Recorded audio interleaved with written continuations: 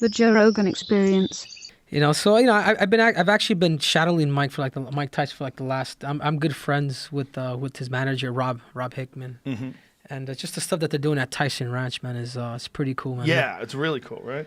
Yeah, they're bringing medicine to the world. So Mike, I've been on his podcast. He's always talked about the toad. I was like, all right, you know, so I became good friends with. I call him Uncle Mike, man, because he's just, you know, he scolds me a lot. Every time he sees me, he's always, you know, he'll compliment me, but then he'll scold me at the same time. So he always talked about the toad. I'm just like, well, let's do it then, Mike. Let's do it, Uncle Mike. So he was like, man, dude, you sure you want? I'm like, yeah, man, you've been talking about it for a minute. So, you know, so we go on this, you know, they have this whole real nice settlement with rituals and whatnot. And we go out to Antigua, which is an island off the Caribbean. We have I forget what they're called. The person that shaman. Yeah, shaman. I'm sorry. And he's out there, and you know, Mike goes first. So imagine this: Mike Tyson does it. You know, Mike Tyson's he's doing it. He's going a bit crazy, man. Because a lot of it, what that does is it brings out a lot of your, as you say, you know, you open up the stage, a lot of your demons, a lot of things that you probably been holding on to for a minute. So I'm seeing Mike over here twist and turning and kind of, you know, talk about a lot of. I don't want to share that stuff, but. You know, talk about a lot of his past, man. And as me, as you said, he's an idol, he's a legend. You know, that's the way I look at Mike too. So I'm over here hearing, I'm almost like tripping out, but at the same time intrigued. You know, because so then I go up and I do it, and man, it took me to, especially out of retirement here, man. Like I almost kind of somewhat wanted answers. I was hoping that it would give me, okay, man, this is like the path or whatnot. And it took me to my mom's, like, your mom's like first love, man. You know, and it showed me like in a story, like, almost like in a movie, you know, how I was born, how my mom had me, how by the time I was 8 years old, like I had my sister, so I was no longer the youngest, how my mom kind of like, you know, and in all fairness, kind of somewhat pushed to the side, leaving home at the age of 17 and substituted my mom's love for self-fulfillment, wrestling, mixed martial arts. And it brought me back to a little kid when I was maybe 4 or 5, when I would cry to my mom. Because I remember as a kid we would go from LA to New Mexico, like in Greyhounds. And I remember stopping at McDonald's and things like that. But to me, you know, as a kid, you don't know you're poor. But what that did is that brought me back to the person that created me. That brought me back to my mom's love, man. So it resurrected something in me. And I was crying. I was asking for like forgiveness. I was speaking in Spanish. Mama, perdóname. Like, Mom, forgive me. Wow. It was something. It was something scary in some ways, because it does. It takes you out of your body. Like it's almost like you're in Judgment Day, and you're the one that's being convicted, and you're the judge too. I feel like the athlete thing was like, okay, they're super athletes and they don't have any symptoms, right? But we're not super athletes, okay? Yeah. But then Idris Elba is just a really good in shape actor. Yeah. Well, he seems okay. Well, Tom Hanks is an older gentleman who doesn't look like he's in great shape. Yeah. And he got through it. Like, yeah. What is, you know? And then you find out the flu numbers, and but it's not the flu. Okay, it's not the flu. Yeah. Okay, it's not the flu. Yeah. You know, science is the new religion, bro. Well. Think about it. Think about it, though. No, but it's Monday morning. I really believe this. I really believe. I know what you're saying with the Monday morning, but like quarterbacking. Think about like the way religion operated in the past, right? The second you said anything against the church, they shame you, they ostracize you. Who the fuck are you? How could you say these things? They put you in your little box over there. You get excommunicated. Any of us who are like, you sure it really kills everyone? Right. Like, are you sure? Are you sure it's that contagious? Can't say what that. the fuck is wrong? Fauci, come out of the Keebler Elf house. Tell them what's going on. They just rail at you nonstop. Yeah. And the second you say a single thing, you are, what did they label you as? I think Amazon even like took down a book. A heretic, right? Yeah. Wasn't it? Is that what the term is? I think you were blasphemy or something. Blasphemy, one of these for fucking sure. things, right? Yeah. And then all of a sudden, this information starts to come out where it's like, okay, it's not that bad. The curve is kind of flattening. Now the shit comes out today it basically said if you're asymptomatic, you can't transfer it as easily as they thought. It's almost impossible. Right. So all that worry that we were about kids giving it to their grandmothers, they're not going to do that. That was the only reason why stores are shut down. Yeah. The only reason why comedy clubs shut down, restaurants, because if you're asymptomatic, you pass on. Now we know you're not. If you have a cough, if you're sneezing, if you got the flu, stay the fuck home. That's it. Crank it open. Let's go. Crank it open. Yeah. Meanwhile, you have to wait. New Jersey just said they want another month. So this is where we get into like the... I want my month. But you don't think this is just people trying to get reelected?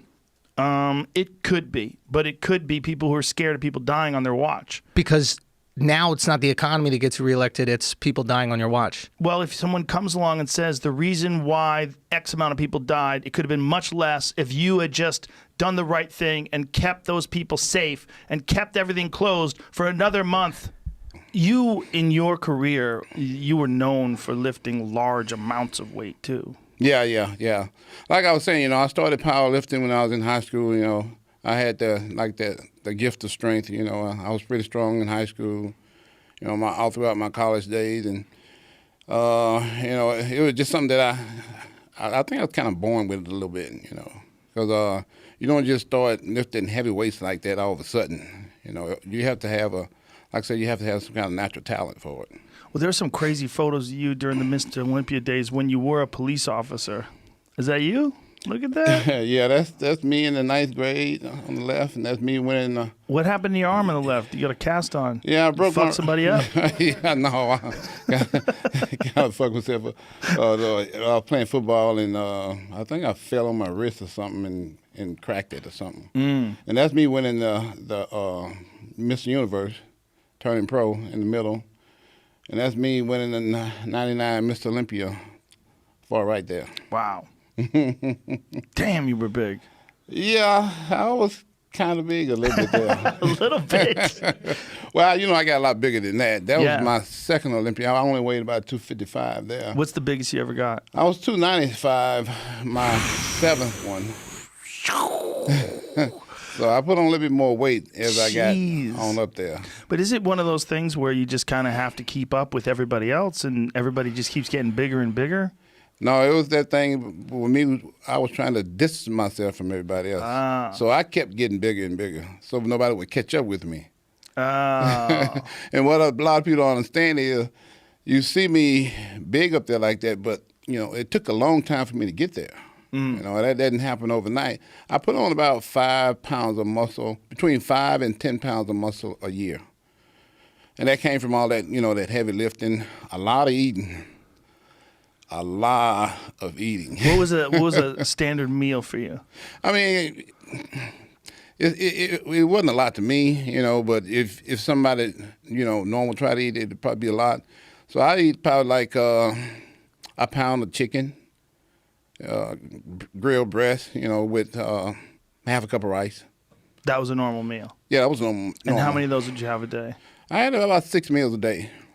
It's kind of hard to eat like that, so I would have to wake up in the middle of the night to eat and go back to sleep. Really? Yeah. Was that annoying? No. I would think that'd be annoying. You're tired and sleeping and got to wake up to eat? No, you kind of get used to it. Yeah. When you eat like that, you're hungry every 3 hours. Oh, really? Yeah, every 2 to 3 hours you're hungry. Because I'm not eating a lot of fat, Right. It's lean. I'm not eating a lot of carbs. So it's a little bit of food at a time. For me, it was. These new laws that they've passed recently where the government can just look into your internet searching with no warrant whatsoever. This was something that, I don't know if you know about this, part of the Patriot Act, that this was one of the things that was people were furious at Senator Sanders because Bernie Sanders he wasn't there, he didn't show up for the vote. And if he had shown up and voted the other way, it wouldn't have passed. Why didn't he show up? He won't comment.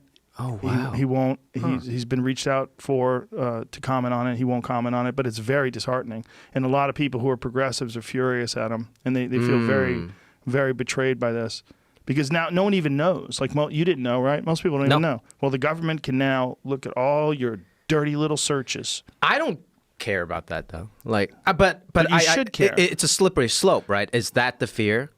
Well, here's the fear. The government is just people. I don't want I don't think like I should be able to just go looking at Jamie's search, like just for whatever reason. I know Jamie's at home. What if I have some code? I can go just look. What is Jamie looking at? What is he searching for? That's creepy. right? It's creepy. Like privacy is privacy. It's important. You should be able to reveal what you want to reveal. And if the government, which is just a bunch of people, can peer into your life, but you can't peer into their life, it sets up abuse. It's the same.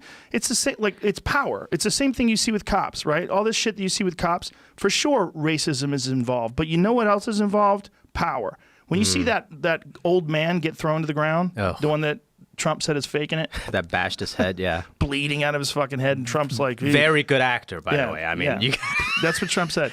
He said he seemed to have fallen too easily.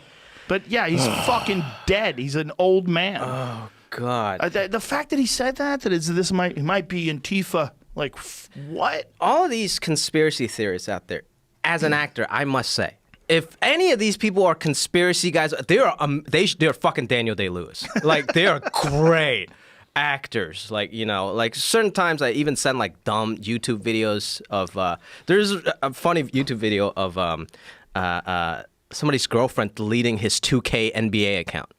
And he just destroyed. You can tell it took everything for him, like, not to like hit her or like whatever, right? He was just destroyed. He was crying. And then some of my buddies like, I don't know, man, that's fake, dude. I was like, yo, that guy is a fucking Emmy Award, Oscar-winning actor. If that shit is fake, because that is not easy to do. No, people think everything is fake. Yeah, they think so many things are fake. So many people have sent me things like, "You think this is fake?"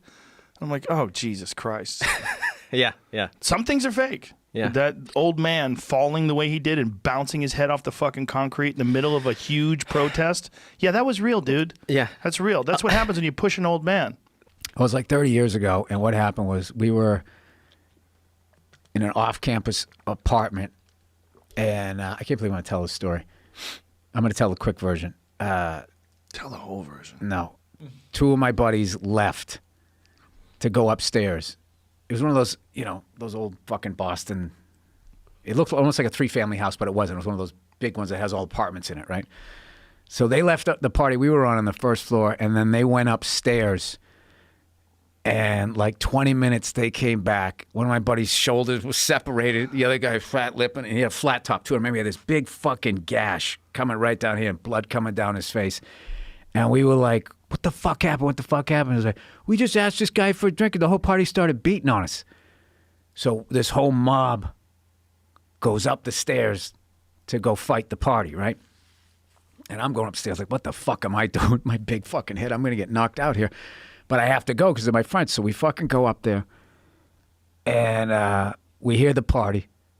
So my buddy, the mouthpiece guy, like the most innocent voice ever, knocks on the door. He goes, "Hey."